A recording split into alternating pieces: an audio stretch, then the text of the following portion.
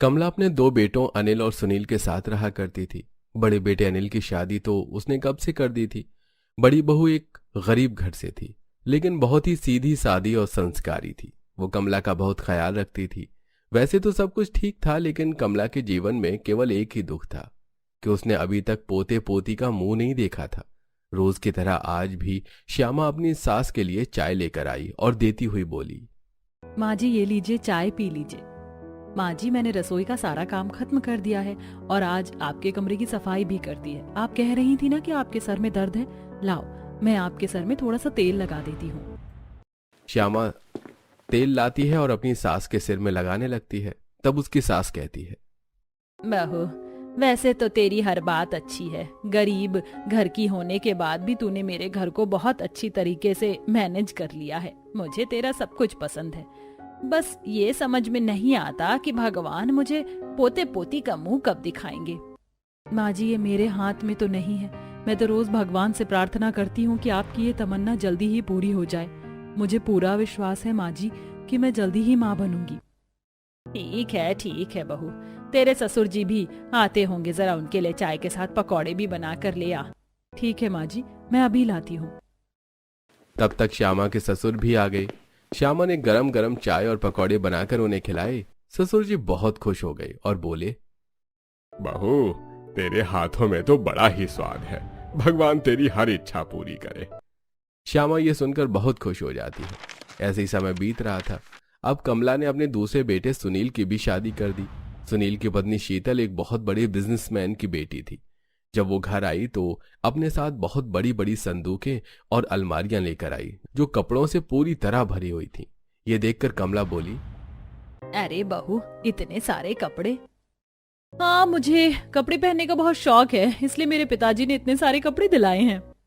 अब शादी के दूसरे दिन नई बहू की पहली रसोई थी। नई बहू नहा धोकर तैयार होकर किचन में पहुंची तो देखा कि उसकी जेठानी किचन में पहले से ही मौजूद है और उसने एक बहुत सुंदर सा अनारकली सूट पहन रखा है। ये देखकर शीतल सोचने लगी, मैंने तो सुना था कि मेरी जेठानी किसी गरीब घर की लड़की है। जेठ जी की भी इतनी कमाई नहीं है कि वो उसे इतना महंगा ड्रेस दिला सके, लेकिन इसने तो बड़ा ही सुंदर ड्रेस पहन रखा है। आखिर इसने इतना महंगा ड्रेस खरीदा कहाँ से है? मुझे तो इतना सुंदर ड्रेस नहीं मिला, इससे पूछती हूँ। फिर शीतल कहती है, अरे भाभी आप पहले से ही रसोई में? आओ देवरानी जी, मैंने सोचा कि आपकी पहली रसोई है तो कुछ तैयारी मैं पहले ही कर दूं ताकि आपको खाना बनाने में आसानी हो। अरे लेकिन ये क्या, आपने इतना हैवी जोड़ा पहन रखा है। एक तो ऐसे ही गर्मी का मौसम है, ऊपर से किचन में इतनी गर्मी, अभी कुछ हल्का फुल्का पहन लेना था आपको। मेरे पिताजी ने मुझे सारे महंगे महंगे कपड़े दिए हैं। वैसे भी मुझे हल्के कपड़े पहनने की आदत नहीं है, मैं कीमती कपड़े ही पहनती हूँ। ठीक है देवरानी जी, वैसे आपका ड्रेस बहुत सुंदर है।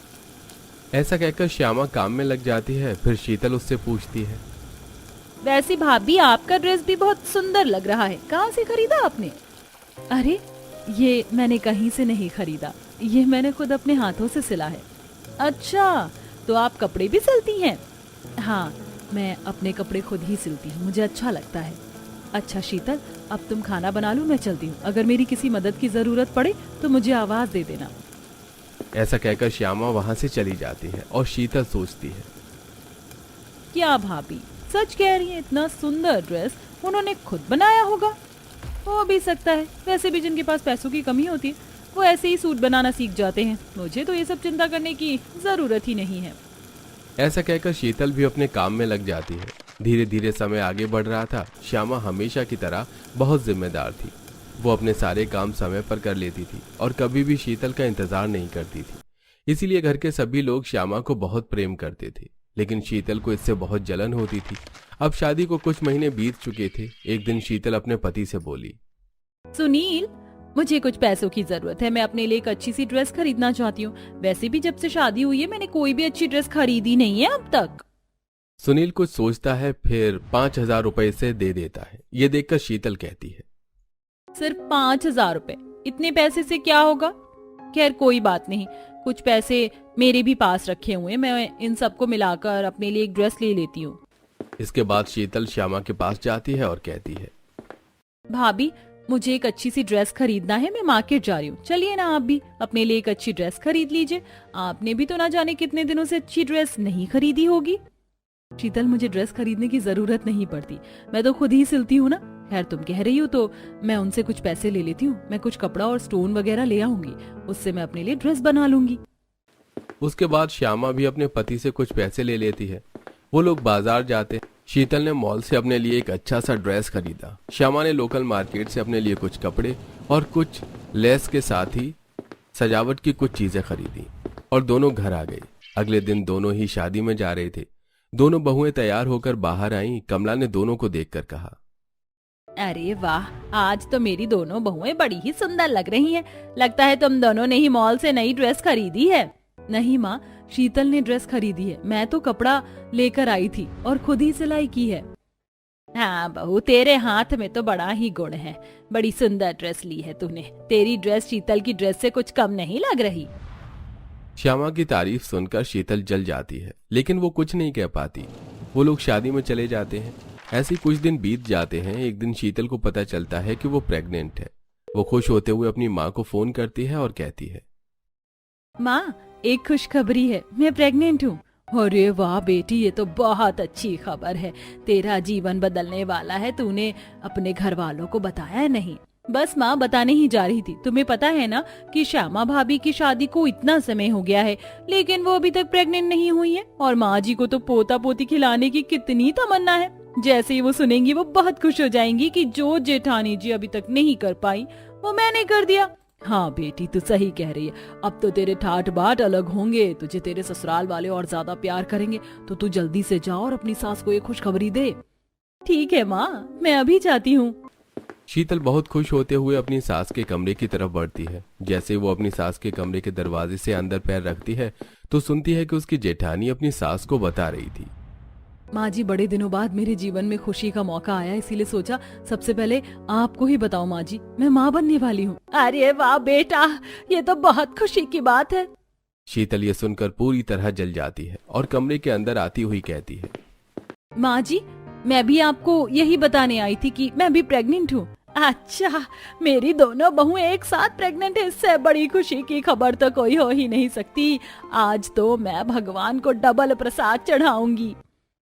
माँ, ये भी मेरे भाग्यशाली पैरों का असर है। जब तक मैं इस घर में नहीं आई थी तब तक तो इस घर में कोई भी बच्चा नहीं आने वाला था, और अब मेरे आते ही देखो घर की दशा ही बदलने लगी।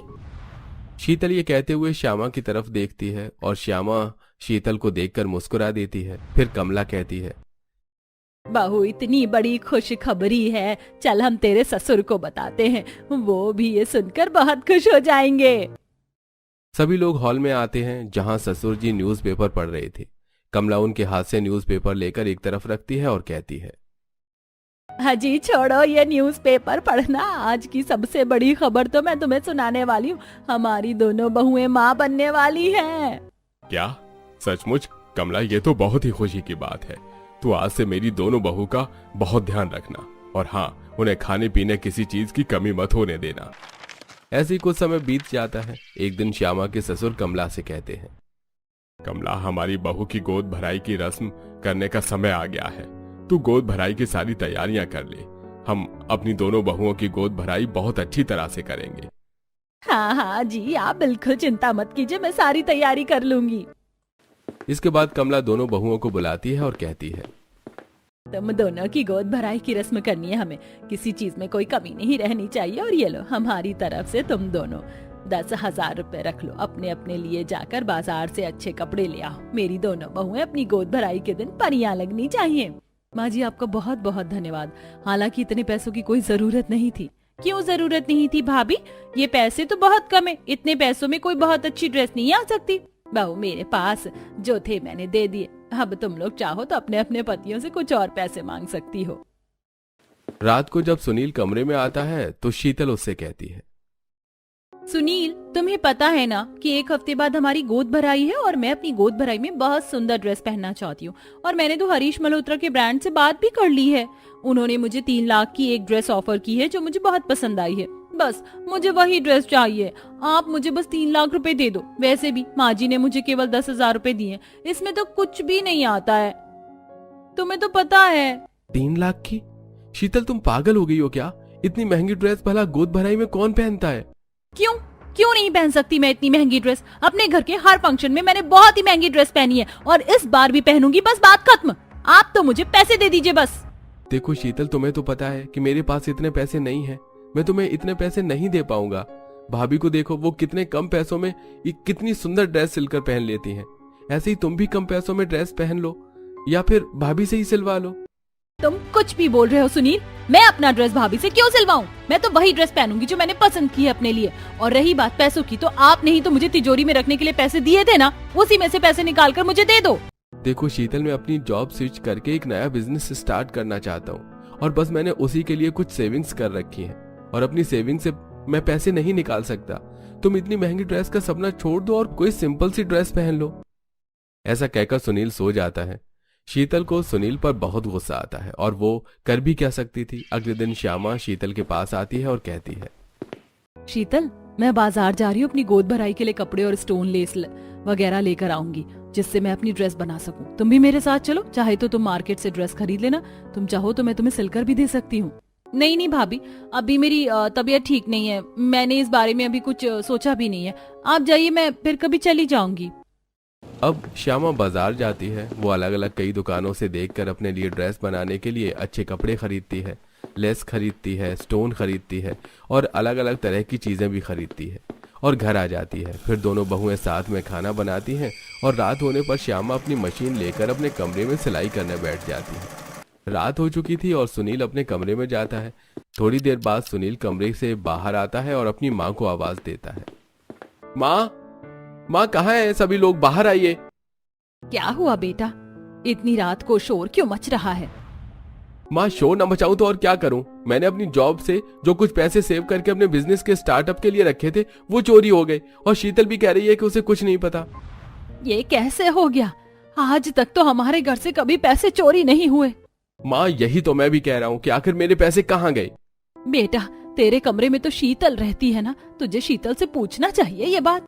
माँ, आप लोगों को पता है कि मैं एक अमीर घर की बेटी हूँ, मुझे भला पैसों की क्या जरूरत? अगर मुझे पैसे ही चाहिए होते तो मैं अपने पिताजी से मांग लेती। आप इस घर में उन लोगों से पूछो जिनके पास पैसों की कमी है, कहीं उन्होंने चोरी तो नहीं की? शीतल, क्या कहना चाहती हो तुम कि चोरी मैंने की है? मैं भला चोरी क्यों करूंगी? सब लोग एक दूसरे का मुंह देखने लगते हैं। फिर अनिल कहता है, सुनील, जब घर में किसी को कुछ नहीं पता तो हम किसके बारे में क्या कह सकते हैं? अब गुम हो गए तो गुम हो गए, तुझे ही अब सब्र करना होगा। अरे वो तो ठीक है भैया, लेकिन मैंने आप लोगों को एक बात नहीं बताई कि मेरी नौकरी जा चुकी है। अभी तक अपने घर का खर्च हो मैं अपनी सेविंग से ही चला रहा था और मैंने नई बिजनेस का स्टार्टअप करने के लिए पूरी सेविंग कर ली है। मैं कल ही वो पैसे लेकर जाने वाला था, लेकिन आज वो पैसे चोरी हो गए। अनिल को यह सुनकर बहुत दुख होता है। श्यामा भी ये सारी बातें सुनकर बहुत दुखी हो जाती है। सभी लोग अपने अपने कमरे में चले जाते हैं। श्यामा अनिल से कहती है, सुनील भैया सचमुच बहुत परेशान है। हम में से किसी को तो ये भी नहीं पता कि उनकी जॉब भी चली गई है। अगर हो सके तो हमें उनकी मदद करनी चाहिए। हाँ श्यामा, तुम सही कहती हो, लेकिन हमारी भी फाइनेंशियल कंडीशन इतनी अच्छी नहीं है कि हम सुनील की मदद कर सकें। बात आई गई हो जाती है। अब गोद भराई का दिन पास आ जाता है। दोनों बहुएं अपने अपने कमरे में गोद भराई की तैयारी में लगी हुई थी। एक दिन कमला अपने पति और दोनों बेटों के साथ हॉल में बैठी बातें कर रही थी।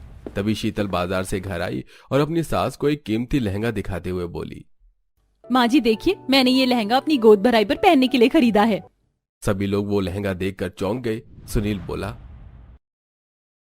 ये तो वही हरीश मल्होत्रा का लहंगा है ना, जिसके बारे में तो मुझे बता रही थी। ये तो पूरे 3 लाख का है। इतने पैसे कहाँ से आए तुम्हारे पास शीतल? कहाँ से आए? मतलब मेरे पिताजी ने दिलाया है मुझे। लगता है आप भूल गए हैं कि मैं एक अमीर घर की बेटी हूँ। जरूरी नहीं कि जब आप मुझे पैसे देंगे तो ही मैं ड्रेस ले पाऊंगी। ये सुनकर सुनील कुछ नहीं बोलता। तब कमला कहती है, बेटा, तेरा लहंगा तो बहुत सुंदर है। श्यामा अभी तक अपना लहंगा सिलने में लगी हुई है। अब देखना है कि वो कैसा लहंगा सिलती है अपनी गोद भराई के लिए। वो जैसा भी सिले, लेकिन मेरे लहंगे से तो कम ही सुंदर होगा उसका लहंगा। ऐसा कहकर शीतल अपने कमरे में चली जाती है। अब गोद भराई वाला दिन भी आ जाता है। सुबह सुबह का समय था। सभी लोग हॉल में बैठकर चाय पी रहे थे। तभी अचानक शीतल के पिताजी वहां आ जाते हैं। सभी लोग उन्हें देखकर चौंक जाते हैं। तो कमला कहती है, अरे भाई साहब, आप अचानक खबर भी नहीं की। आइए बैठिए, हमारे साथ चाय पी लीजिए। हाँ बहन जी, मैं इधर से किसी काम से गुजर रहा था तो सोचा कि आप लोगों से मिलता चलूं। बताइए कैसे हैं आप लोग? सब आपका आशीर्वाद है भाई साहब। शीतल ने बताया कि आपने उसे हरीश मल्होत्रा का लहंगा दिलाया था। भाई साहब, इसकी भी क्या जरूरत थी? नहीं नहीं बहन जी, जरूर आपको कोई गलत फहमी हुई है। मैंने तो शीतल को कोई लहंगा नहीं दिलाया। क्यों शीतल बिटिया? नहीं नहीं पिताजी, वो माँ जी को सुनने में कुछ गलत फहमी हुई है। मैंने तो वो लहंगा अपने बचाए हुए पैसों से लिया था।